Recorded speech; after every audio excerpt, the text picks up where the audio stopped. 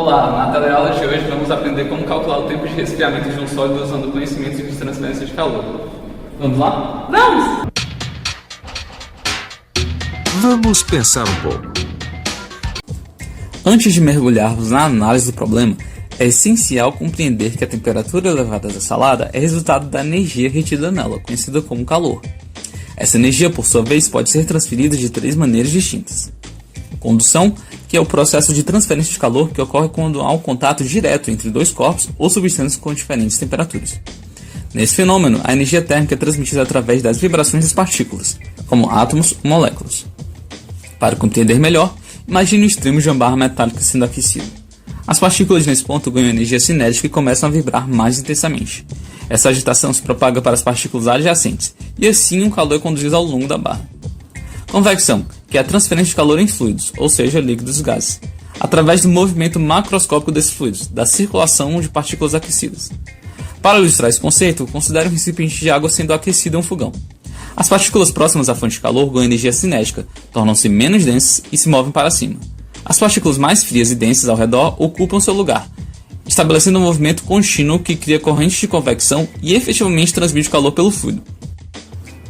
E por fim, a radiação, que é a transferência de energia na forma de ondas eletromagnéticas ou partículas subatômicas. Este processo pode ocorrer através do vácuo sem a necessidade de um meio material para transportar energia térmica. Um exemplo comum é a radiação solar, onde o Sol emite energia térmica na forma de luz e calor que viaja pelo espaço até atingir a Terra. Agora que entendemos os tipos de transmissão de calor, podemos perceber que as principais transmissões no resfriamento da salada são condução e convecção, onde o fluxo de calor por condução é dado pela lei de Fourier, e o fluxo de calor por convecção é dado pela lei de resfriamento de Newton. Desse modo, vamos considerar o resfriamento de um cubo de legume cozido, que pode ser simplificado ao perfil de temperatura de uma parede plana. Ao considerar nosso volume de controle como a superfície do tubérculo em um regime permanente, todo o calor de condução do sólido que chega do interior até a parede da superfície do legume sai por convecção. Com isso, ao realizarmos o balanço de energia do sistema, temos que o coeficiente de condução vezes a área sobre o comprimento característico vezes a diferença entre a temperatura interior e a temperatura na superfície do legume é igual ao coeficiente de convecção vezes a área vezes a diferença entre a temperatura da superfície e a temperatura ambiente. Ao isolarmos as diferenças de temperaturas, temos H vezes L dividido por K. Essa razão é o que chamamos de número de Biot, a razão entre a resistência térmica interna de um corpo sólido e a resistência térmica superficial. Contudo, só podemos usar essa igualdade se Biot for menor que 0,1, visto que já foi provado experimentalmente que usar essa equação para o Biot maior que 0,1 apresenta erros significativos. Dessa maneira, agora vamos em laboratório verificar se Biot para a nossa salada composta por beterraba, batata doce e macaxeira é ou não menor que 0,1. Para calcularmos o número de Biot dos legumes analisados, primeiramente vamos cortar os tubérculos em cubos de 4 cm de aresta enquanto esperamos a água aquecer a temperatura de ebulição.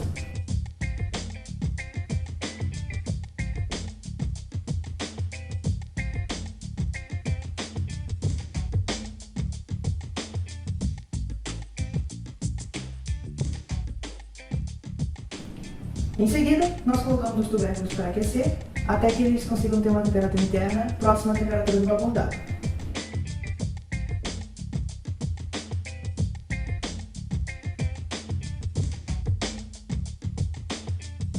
Por fim, colocamos os tubérculos para resfriar em cima de uma bancada durante 30 minutos e monitoramos a temperatura interna deles, colocando todos esses dados dentro de uma planilha eletrônica.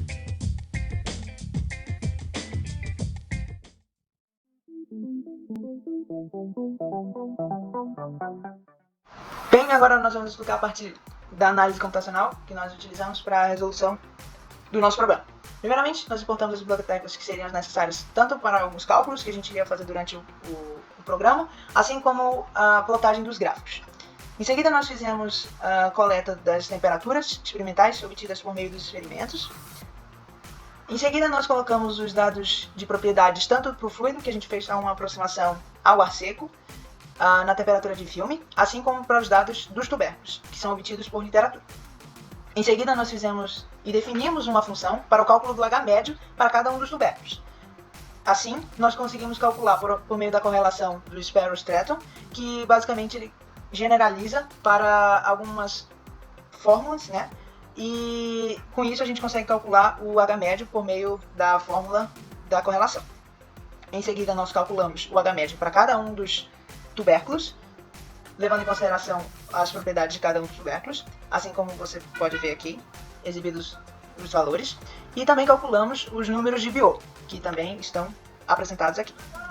Em seguida, nós calculamos as temperaturas teóricas por meio de uma correlação que relaciona o número de Biot e o número de Fourier para cada um dos tubérculos.